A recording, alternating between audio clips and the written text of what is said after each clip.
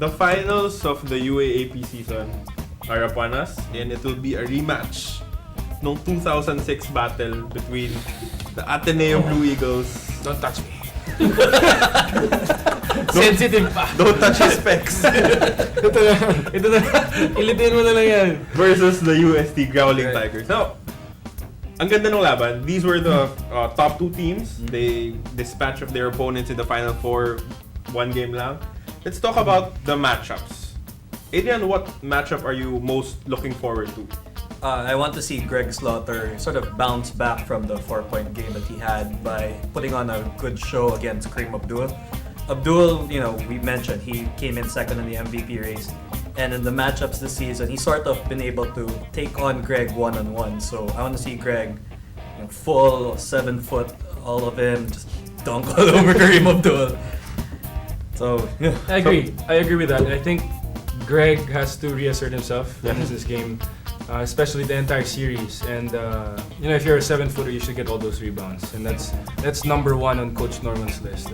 If you want to be loved by Coach Norman, you gotta rebound the ball, especially if you're 7 foot.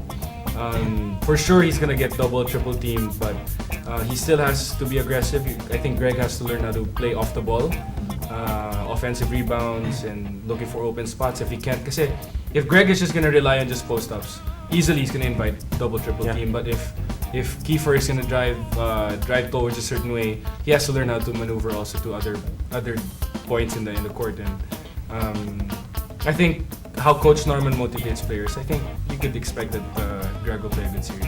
Pero sa side naman ni Greg, that's what's nice about Greg. I mean, he has a high basketball IQ, so if his shots aren't falling, babawi na siya on the defensive side, just like what he did sa Lasal. He limited Norbert also, so alam mo yun. So, cancel out nga sila, diba? Yeah. Talk about the guards naman. You have Fortuna Wami. Versus Wami, two of the better point guards. And I can say that Fortuna may be the best point guard in the UAAP today. How do you see this matchup parang jiving? Well, they're both good point guards. I mean, you can't say anything negative about them.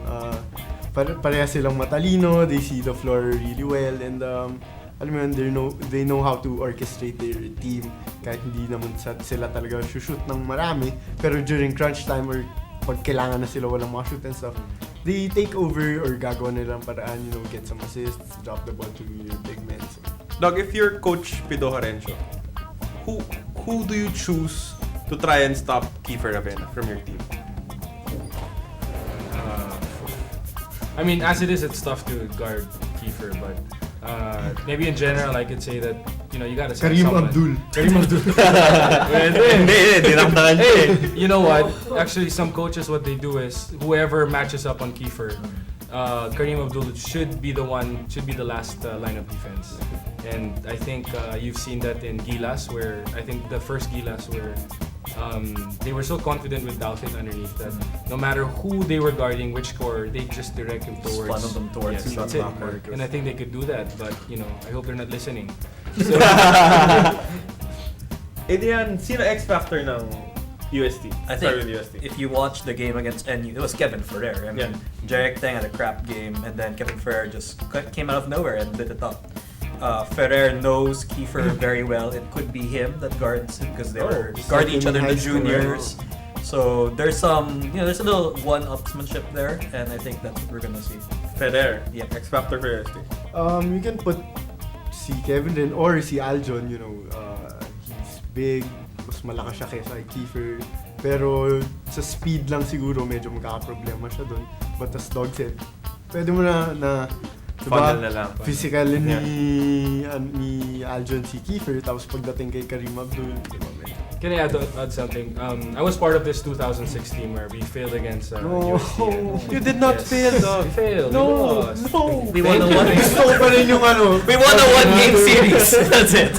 Anyway, what I was trying to say is, above all these matchups, the technicalities of the game, specifics, I think I'm sure gigil na si Coach Norman to get back at UST.